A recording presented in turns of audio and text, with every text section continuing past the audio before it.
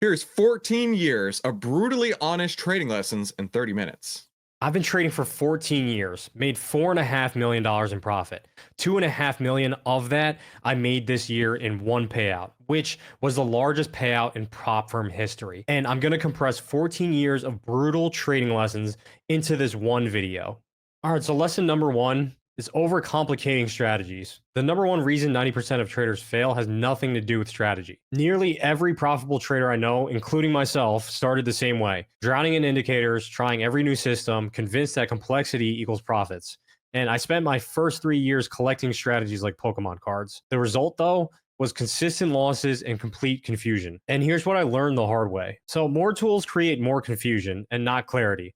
I once had dozens of indicators on my chart and I couldn't even see price. So the majority of indicators out there are just based on price itself. So what I had to learn over time was if I just learned how to read price without the indicators, then I didn't need the indicator. Price itself is going to tell you where the markets are going to go. It's giving you the story. And a lot of the indicators out there are just lagging derivatives of price. You guys can ask any profitable trader out there and they'll tell you the same thing, that less is more. So the strategy that made me the most amount of money has zero indicators, just a couple lines on a chart, a couple rectangles, maybe a Fibonacci tool, and just key levels where I expect the markets to react from. I agree with this. And let me pull up my charts here. When I look at my charts, like I have 3 moving averages and order blocks. By the way, you can make your charts look exactly the same as mine. We have a script inside of our Discord, so you can use the free trading view account and use our free script, and your charts will look exactly the same as mine. I like to use ATR for position sizing, as well as knowing where I'm going to get out and where I'm going to roll. But at the end of the day, like I really like the idea of keeping my charts clean. Now, some people could say that outlier is additional complexity, and it is by design. We're trying to give you additional data that you can't read in the chart, right? So take that as you may, figure out what works for you and roll with that. But you don't have to make things super complex. But you do need a full, well-rounded trading strategy, right? Trading strategy involves entries, which are the sexy part. That's what everybody cares about. It involves exits, which I don't understand why people don't seem to care about that, but that is probably the most important thing you can do is figure out your best exits. And then position sizing, trading psychology, there's all kinds of different things that you need to add into your trading plan, especially those like one-off things like earnings, right? What are you going to do at earnings? What are you going to do if a stock gaps down against you, right? What are you going to do if this or that happens? A lot of this you only learn through experience because you're like, ooh, I probably should have included that in my trading plan. But to that point, I like simple as well, at least on my charts. Market is already telling you everything that you need to know if you stop drowning in the noise. And this isn't just theory, this is what actually works after 14 years of trial and error. Now, you guys have probably heard everybody talking about system hopping when you first get into the markets. I want to put emphasis on the fact that you only need to master one before you try and learn another. And I didn't become profitable until I focused on just one strategy. You guys can go online right now and find 10 different strategies taught by 20 different people, and they're all teaching it differently. The key is that you stick with one long enough to find out if it actually has an edge or not. Oh, that's a great point too. Because so many people strategy hop. Oh man, is that real? I did it too. Don't stress on that, right? You know, this week you're a day trader. Next week you're a swing trader. The week after that you're a futures trader, and then you're an options trader, and then you sell options, and then you buy options, right? Become a master of one, right? Bruce Lee has a quote something like, "I don't fear the man who knows 10,000 kicks.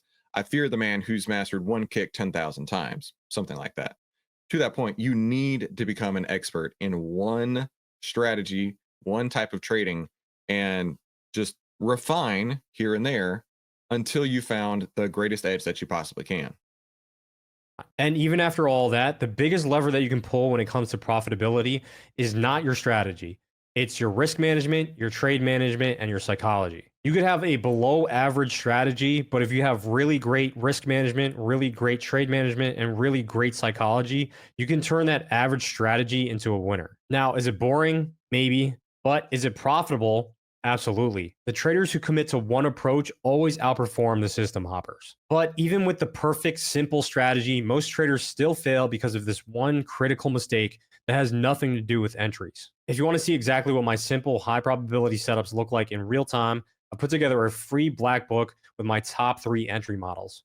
These are the exact strategies I use to break the world record payout at Apex and make millions of dollars. And the best part is, it's completely free. It's in the description below. Grab it when you get a chance. But here's the thing, even with perfect entries, most traders still fail because of this one critical mistake, which is lesson number 2, poor risk management and stop loss discipline. This single rule has saved me over $100,000 in losses. Most traders think risk management is boring until they blow their account. I learned this lesson when I lost 60% of my capital in 1 week because I knew the market would turn around. Spoiler alert, it didn't. And every blown account has the same story: ignored risk management. So here's the math that changed everything. So you never want to risk more than 1 to 2% of your capital per trade. And everybody always talks about this.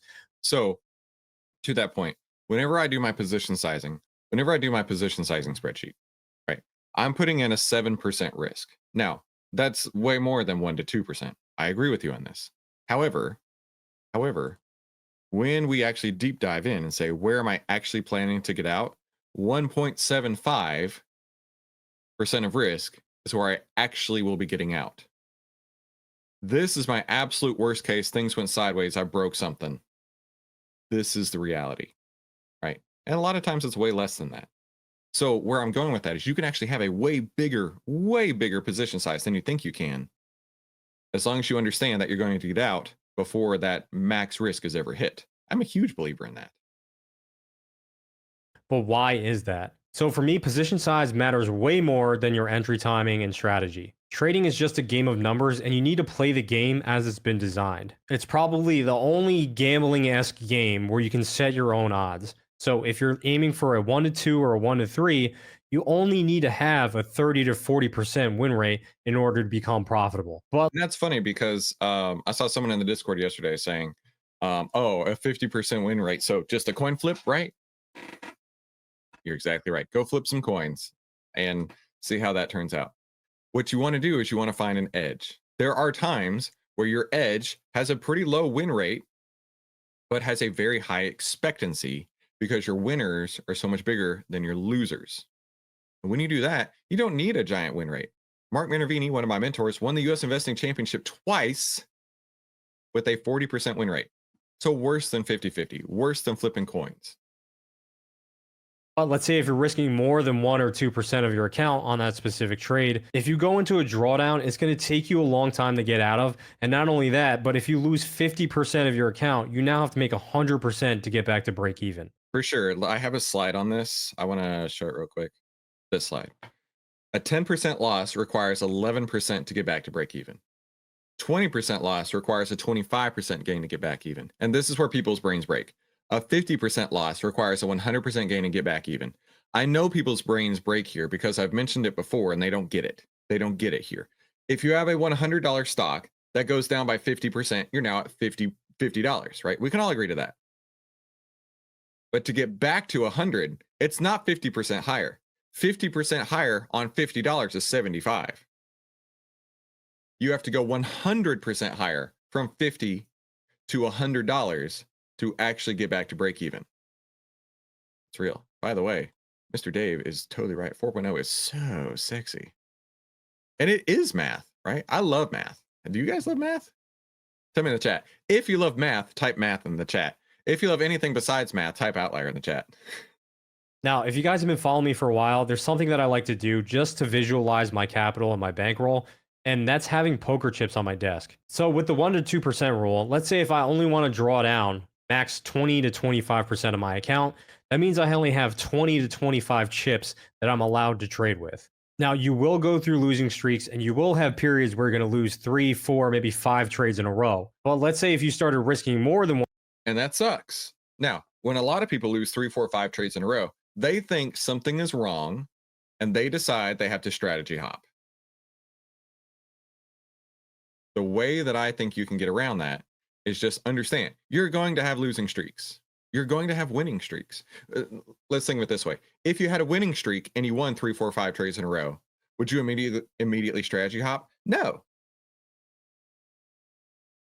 But people do that with a losing streak because they can't understand that the distribution, right? When your wins come and when your losers come, that part is random. That's crazy. But that part is random. You could have 27 losing trades in a row, 3 winners in a row and it pay for all the 27 losers. It's very possible. You could go back and forth, wins and loss, wins and loss, wins and loss. The distribution of when you get the win and when you get the loss is random. Yet some people get 3 losers in a row and think, "Oh, I've done everything wrong. I'm the worst. I'm a failure." Exactly. It's just a losing game. That is a real reality in trading. 1 to 2%, and now your chips are cut in half essentially. And instead of having 20 to 25 chips, you now only have 10. Now, if you've ever been to a casino or you're just trying to manage your bankroll, you know how stressful it can be once your chips start dwindling. As an amateur, everything changes about your trading. You start making poor decisions, you start trying to double down to make it back, and in general, it's just not a good place to be in. Now, compare that to another player at the table who has a large stack of chips. They can make proper decisions because they honestly don't care about that next hand that they might lose. And it's the same thing with position sizing. If you're taking positions and you're finding yourself making poor decisions or you feel like you're about to make poor decisions, then trade smaller. You're not quite ready yet to be trading the bigger sizes. So just remember that your capital is finite and you need to protect it like your life depends on it. So is your mental capital. Your mental capital is finite too. How many times have you put on a trade and you couldn't sleep? I'll give you a great personal story about this. I remember I was putting my son Elliot to bed. This was years ago. And I was upstairs at our house. And I remember putting him to bed. And I had my full portfolio in. And this is when I was selling options at the time. And I remember walking out of his room. Oh, it hits me like I can feel all the goosebumps right now coming back because I remember it hitting me like a train. Cold sweat, just could not even function. Like, if the market crashed tomorrow, I am bankrupt. I don't know why. It was the universe speaking to me, but I was way too big. I was way too big on my positions. I did not have my position sizing nailed down. I did not have my risk management in place. And I'll never forget how that felt, that overwhelming sense of dread and cold sweats that I had because I was trading way too big. That's real. And it's probably happening to you too. Maybe not in that regard, but probably a similar situation. Because it does. All right, the next bit on risk management is you need to honor your stops without hesitation. You need to always remind yourself that you're paying the stop loss to do a job. And as humans, the amateur trader, for some reason, loves to intervene with that and they love to exit manually because they can't handle the emotions of their stop loss being hit. Every trade that I go into, I just assume that that money has already left my account in the form of a business expense. And if the stop loss hasn't been hit yet, I tend to do nothing. So, how many of you guys have been in a trade where you're up a little bit? That's interesting. I don't look at it as if the money's already gone. I look at it as if it's a business investment, right? Imagine that you're a sophisticated investor like myself, and you invest in different things, right? Maybe you've invested in a house, maybe you've invested in Pokemon cards, maybe you've invested in antique things, whatever the case is. Maybe you've made an investment along the way. Some of these investments will make money. Some of these investments will not. You'll lose money. Um, so that's the way I look at it, right? Every trade is a business investment, and not all of the business investments are going to work out. The market starts retracing on you a little bit. It starts getting really close to your stop loss. And instead of honoring your stop loss, you exit manually only to see the trade start moving your direction again. Whereas if you didn't do anything and didn't touch your stop loss at all, that market might turn around and trade towards your target again. But because you're making an emotional decision based on your P&L and not based on the chart itself, you have a point of invalidation. The trade is still valid until I like that. I like that a lot. We're going to pick a stock at random. Okay. AMD. If you bought AMD and let's say, okay, we're going to use this candle just for posterity's sake, for no other reason than as an example. Let's say you bought AMD right here because you're like, I got to buy the dip. It's going to go back up. It has to go back up. It should go back up. And you bought it right here at the bottom of the candle. Okay. If the next day you see a close below your stop, let's make the stop orange. The market has just told you it's not going to work out. Most people can't handle that. What we do is not normal. To be successful in the market is not normal. It's the truth. The truth hurts really, really bad. But to be successful in trading stocks, you have to do what 90% of people cannot do. When their stop is hit, and I wanted to use this as an example. When their stop is hit, they'll be like, "Oh, that's okay." And I did this too for years. So don't think I don't know what I'm talking about. When their stop is hit, they'll say, "It's okay. I'll give it another dollar. I'll give it another 50 cents. I'll give it another day and a half to figure it out." Right. And before you know it, you're just digging your hole deeper and deeper and deeper and deeper. You're making your losses worse and worse and worse because you're afraid it's going to pop back up. The dirty hippie stacker says, "I did exactly that. It hurt, but I took the L and moved on." Right. At the end of the day, Mark Minervini had this, one of my mentors has this post right here.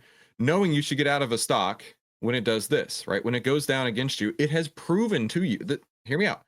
The stock has proven to you that your trade idea wasn't right at that time. The data has already shown it's not working. But you don't take your loss right then because you're afraid. You're literally afraid. You're the itty bitty baby boy who's scared to take the loss because you're afraid it's going to go up. But what actually happens a lot of the time is you already have had your trade idea invalidated. The data has shown you the other side that it's not going to work out.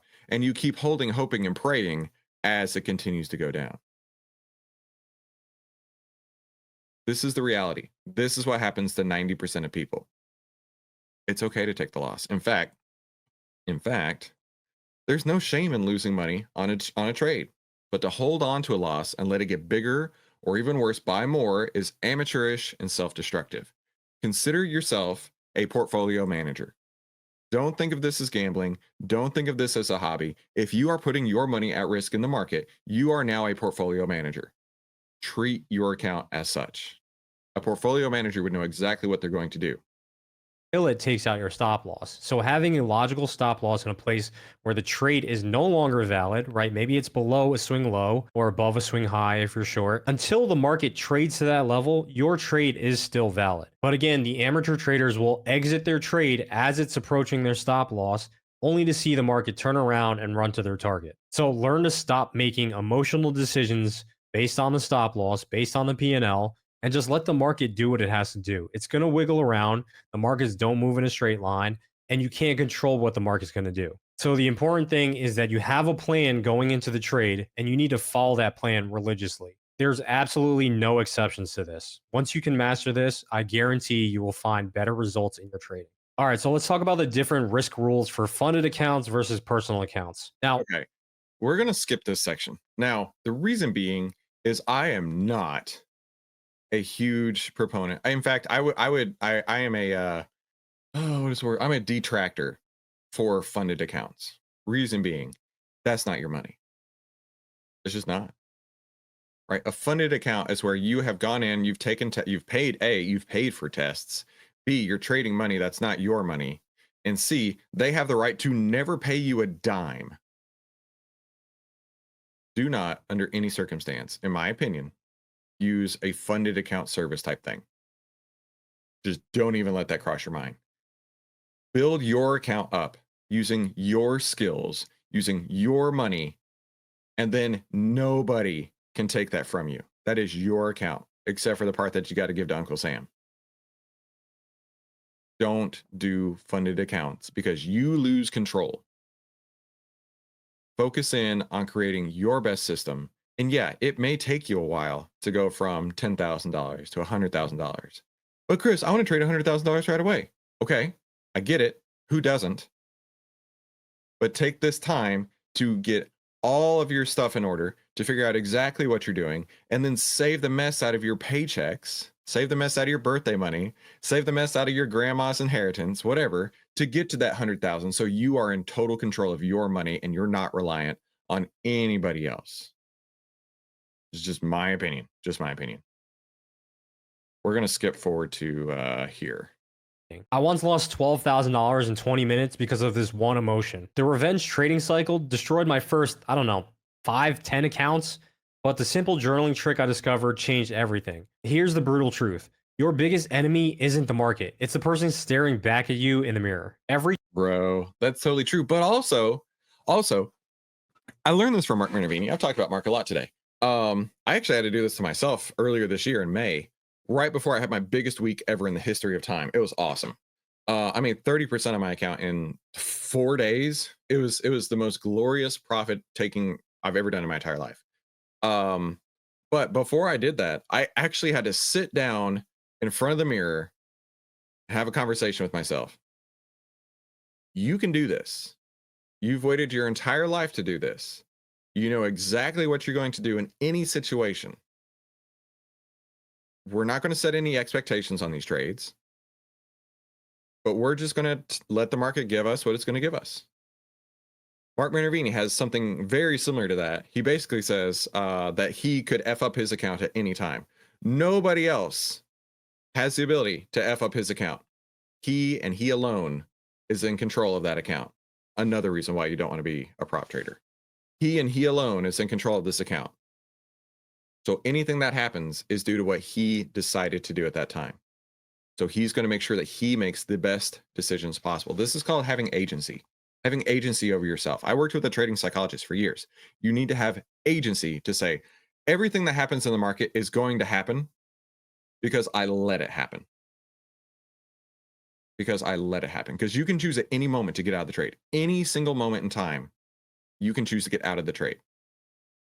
Every trader I've mentored has the same battle, and you're not alone in this struggle. One bad trade leads to 10 worse ones, and you lose $500, so you risk $1,000 to get it back, and then you lose that, so you risk $2,000, and before you know it, you've turned a small loss into account suicide. Trust me, I've been there. It's ugly. And I'm sharing this embarrassing moment because I want you to avoid the same pain. So, revenge trading really is an ego problem. As humans and in an industry where it's mostly male dominant, we just hate losing. We cannot take a loss and get off the screens. We want to prove to the market and everybody else that we're right about a specific trade, about some specific analysis.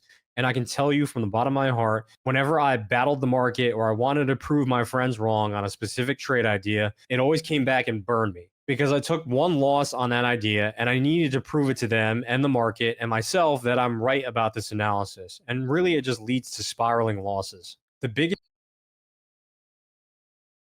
We're going to do another quote from Mark. Where's it at? Oh man, I don't know where that quote is at. Here we go. When you evolve to the point of always being patient and only taking quality trades, that means you're decided you're not in it for the action, but you're here to make money. You have sit out power. You never force trades. You're a pro. The reason I wanted to bring that one up is because let's say you are trying to revenge trade. Oh, I lost money on SoFi. I am the one guy in the world who lost money on SoFi. It's what it is. I don't care. But if I then went back and said, I'm going to get my money back out of SoFi, I'm going to show SoFi what's up, I'm going to backhand that guy so hard. No, no. SoFi don't care. The market don't care. The market's just doing what the market does. Okay. There's no sense in trying to go steal your money back. Like if you feel like SoFi stole the money from you, right? Just because you can doesn't mean you should. So to that point, right? Just follow your plan. And your plan, I know this sounds crazy. Your plan should include losing. Ooh, mind's blown. Your plan should include losing. Most people don't want to hear that. Your plan should include losing at least half the time. What? My plan should include losing at least half the time? Who is this random guy on the internet? How dare he say my plan should include losing?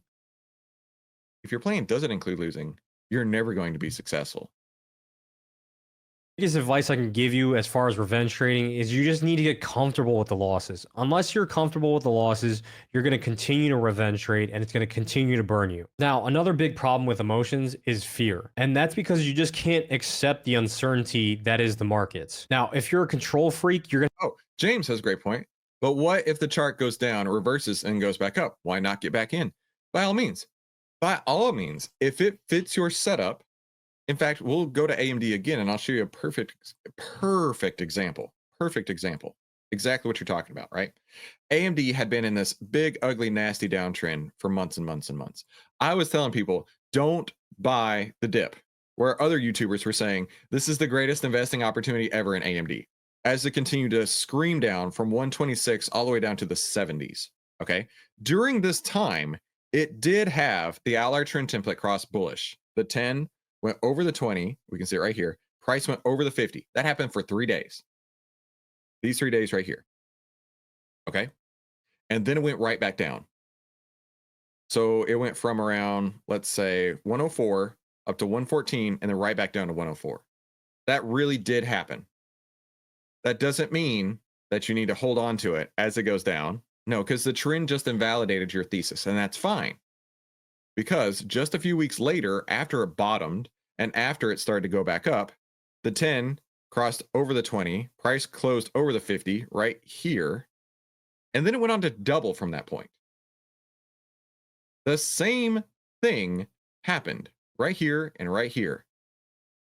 So, yes, if it does start to go back up, by all means, that is absolutely the time you need to be following your plan. But that doesn't always mean it's going to work out. I think this is such a great example right here. I wanted to highlight that. You're going to have a really, really hard time in the markets. Once you place the position, once you do the analysis, once you set your stop loss and take profit, there's absolutely nothing we can do about what that trade is going to do. It could go straight to your target. It could go sideways for a little bit. It could go straight to your stop loss.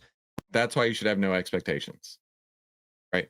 Once we're in the trade, we don't know what's going to happen. So where's my slide for expectations? Here. You don't need to have any expectation. Now, he's talking about profit targets. I disagree. I don't think you need to have profit targets. You need to just let that thing be wide open until you get to one of your exit signals. Just let it be wide open. Let it go as far as it can.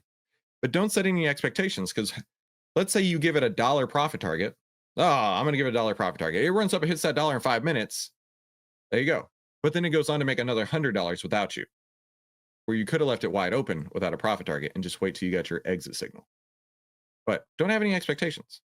But you can't control that. And that uncertainty creates fear. So part of the experience that you're going to gain as a trader, which I can't pass to you, I can only talk about it, is how you feel when you put on risk. Honestly, the best trades that you're ever going to have should feel effortless. You shouldn't be expending. No freaking way. That's my word. Type effortless in the chat if you've heard me say that. I cannot believe he said that. Effortless. That is so fun. He must be watching our videos. That's exactly what I say. Good trading should, I cannot believe he said that. Good trading should feel effortless. Wow. That gives me goosebumps. I can't believe he said that. Tons of mental capital trying to manage your positions. Again, the markets are going to do what they're going to do. You cannot force them to go to your target faster. So oftentimes the best thing to do is not even look at the trade once you're in the position. You shouldn't be trading for excitement. We're here to make money. And oftentimes, he literally, I swear, he must watch our videos. He must watch our videos, because now he's starting to quote us. Now he's starting to quote what we just talked about, right? I'm not hearing it. Oh, there's not. I'm not in it for the action. Where is it that slide at? How did I lose that slide that I was just showing a moment ago? There. Well, you're not in it for the action. You're not in it for the action. That's so funny. He just said that. the market is going to do the heavy lifting. Once you're in the trade, just leave it alone and let the market tell you if you're right or wrong. Now, why do so many traders have such? Well, let the market tell you. What do I say? Hold on. Now I've even forgotten what I say. What is the market telling us? This dude straight up watches our channel. There's no way he doesn't. A hard time with their emotions. It's because they're not treating trading like an actual business. Okay, real businesses have real expenses. They're paying vendors, they're paying their employees, maybe they're paying for inventory, and they need all these things to be profitable. And just like that, in trading, we need expenses in order to become profitable. But we need to limit those expenses. Okay, if our expenses get out of control, and quote unquote, our losses get out of control, then we can no longer operate our business. So when you sit down and look at your books, if you have very large expenses, you have to find a way to cut those expenses. So that means not moving your stop losses when the trade's going against you. Maybe it's your position sizing. Maybe you're consistent for a very long time, and then you have one day or 1 week where you over leverage, and now all of a sudden you have this massive loss on your books. If you want to find consistency, keep the position sizing proper. Make sure you're not moving your stop losses wider, and make sure you're removing risk. Exactly what I specifically this lesson. Exactly. I learned from Larry Height. I think it's even in the video that I have on YouTube where I was talking or working with Larry Height, which is you are never allowed to move your stop loss down. If you've set your stop loss right here, never, ever, ever are you allowed to move it down. Never. It can only go up. If you're moving it down, you are breaking the rules of trading, which is pretty much what you just said. If the trade is going in your favor. Okay, a major hack when it comes to emotions and trading is journaling. And I'm not talking about journaling just my trades, I'm talking about journaling my emotions. So it's very important once you're in the trade to write down how you actually feel. Speaking of journaling, one of our OVTLYR University graduates, Dave, has a great journal if you want to use that. I personally don't journal my emotions. I just want to look at the data. But that's a great thing to do, especially if you're new in the market, is to write down what emotions you're feeling at the time because trading can be super emotional. I get that. Okay, if the trade starts moving in your favor, how do I feel? If the trade starts moving against you, how do you feel? And what are the actions that you take when those emotions pop up? So you have these emotional triggers. And what happened to me for a long time was when I felt fearful about a trade and I moved my stop loss wider, right? Because I didn't want to take a loss.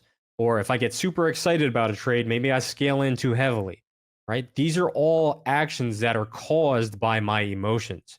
So those emotional triggers, once I could figure them out based on my journal, I stopped making those mistakes. And nowadays, I find so much more valuable data in my journaling about my emotions than I do for my actual trade data itself. So this simple practice turned me from an emotional wreck into a mechanical trader. Now, even if you master your emotions, there's still this patience killer that destroys accounts faster than bad entries.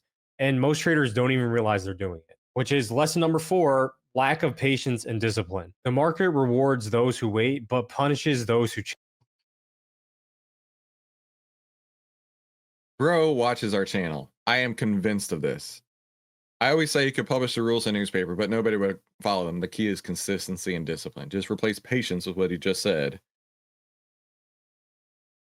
chase. In my 14 years of trading, I've seen countless amateurs jump into trades too early or exit prematurely due to impatience.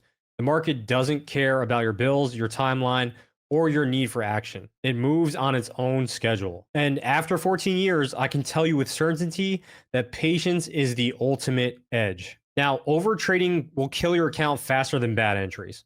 Some days there's no good setups, and that's okay. Getting paid to do nothing is still getting paid. But the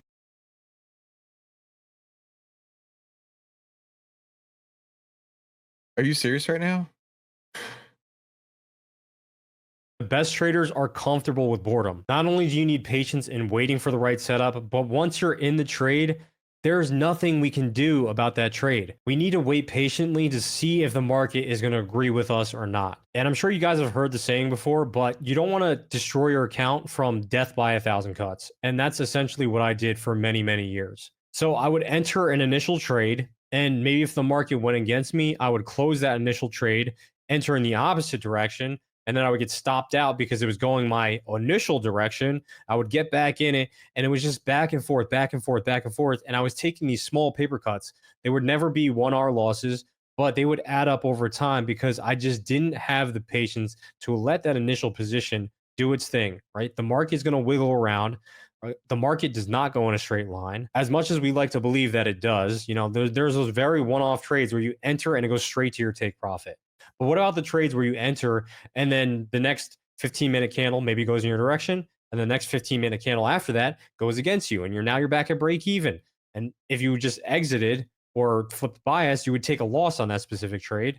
Whereas if you just entered that first position and didn't do anything, Dude, Manny, I will lose it if he says that. No way. But I don't want you guys to go report on him. I mean, like this is great content, and like legitimately, this got 232,000 views. So clearly, he knows the YouTube algorithms better than I do. I'm just putting that out there. maybe by the end of the day, it's going to reach your take profit level. And this just came from realization where I was going back through my trades, and some of my trades I had were swing trades. Okay, so I planned a trade on the 4 hour time frame, but then every 15 minutes I was changing my ideas, going back and forth. Once I was long, I would go short once the market went against me and it looked like it was about to turn around, only for the market to slowly drift higher and higher towards my target. And in that whole time period, maybe it was a 2 week swing trade, right? It took 2 weeks to get to that target. I was in 500 different trades, taking losses on every single direction. When if I just placed that one position and left it alone, did something else with my life. Went You mean, I swear if he says go touch grass, I will. What will I do? I don't know what I'll do, but I'll do something. outside, touched grass, went to No freaking way did he just say touch grass. You can't be serious. I'm glad I didn't say something like eat my hat, because I would be like shoving this hat in my. Come on. Come on right now. He has to watch our channel. No way. No way. No way. No way. I don't believe this. You know what? Just for that, type hashtag outlier in the chat, and I'll just give something away on the stream right now. How's that sound? I will just give you something I cannot believe he just said. There's no way. He's saying exactly what we talk about all the time. Hashtag outlier. I'm gonna give something away.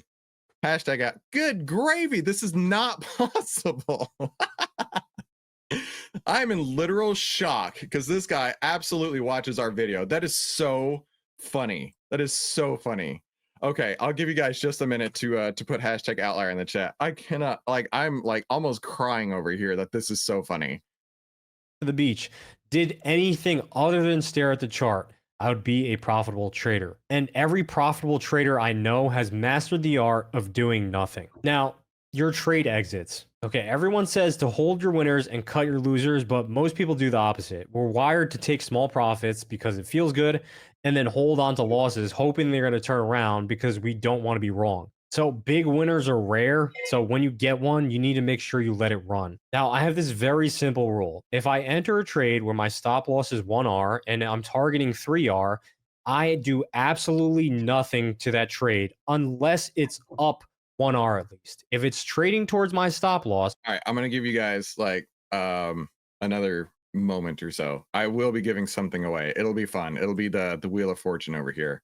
So go ahead and put hashtag outlier in the chat if you want to be considered. God, this is so funny. I don't do anything because I have had trades where it's gotten very, very close to my stop loss, turn around and hit full TP. But that's because I am so comfortable with the risk that I put on and the exit that I am trying to plan. So when it comes to my exit, I tend to do nothing. If it's under 1R profit, so let's say if you enter a trade and it's up half an R, I don't do anything. Let's talk about ours real quick. For those of you who aren't familiar with it, let me remove drawings. Okay. I don't know if TradingView has this tool. I'm sure it does. Here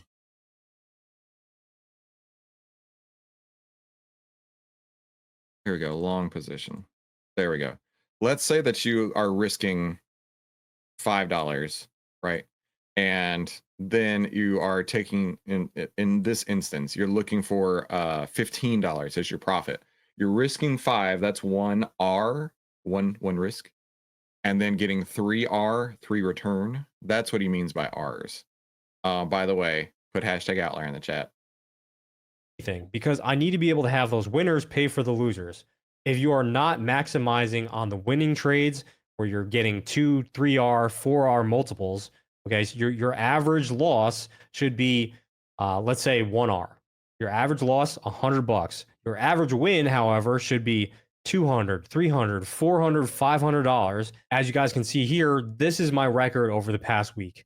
All my losses are extremely small, yet all my winners are a large multiple of that. So if I go on a losing streak, I could lose 5, 10 trades in a row and I would still be up. But even the most patient, disciplined trader can still fail because of these mental barriers that most people don't even know exist.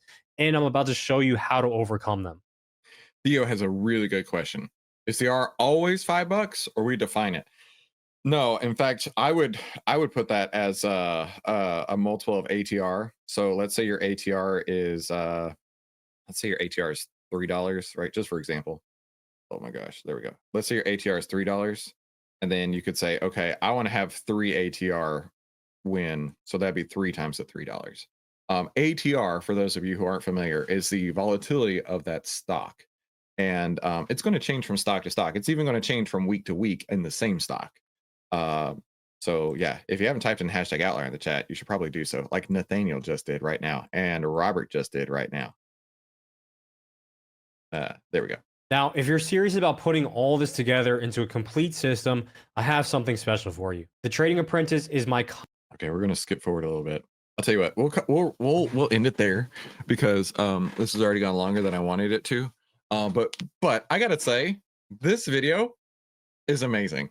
This video is super amazing. Go subscribe to Jabe Cap. Leave a comment down there and tell him that he is incredibly smart. Everything he says is totally true because you heard it from me first.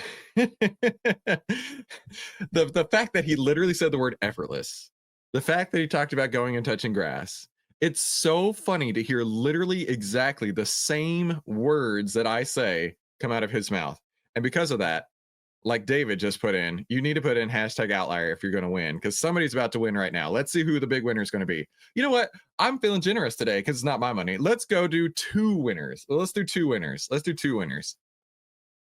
Let's do two winners. All right. First winner is going to be. First winner is Andrew. What's up, dude? Congratulations to you, Andrew. Let's see what Andrew's going to win. Let's see what Andrew's going to win. Got to take a screenshot to send to April. Hold tight. Andrew, the way that you claim your prize, as you know, is by sending an email into support@outlier.com. All right, Andrew. Let's see what you're going to win today, my friend. Let's see what Andrew's going to win. Let's make this more bigger and let's see. Let's see what Andrew's going to win. Andrew's going to win $10 merch credit. Dude, go for it. There's all kinds of fun stuff you can get with a $10 merch credit. So Andrew gets a $10 merch credit. Congratulations to you, Andrew. All right, let's see who our next winner is. Let's see who our next winner is.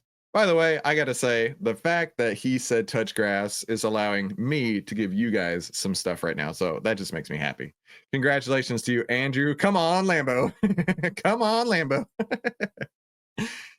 All right, what's it going to be? Who's the next winner? Hey, there's Andrew right there. There's Andrew and JPP. JPP is the second winner. Congratulations to you, JPP. All right, you two are big winners today. Let's see what JPP won. Let's see what JPP won. JPP won.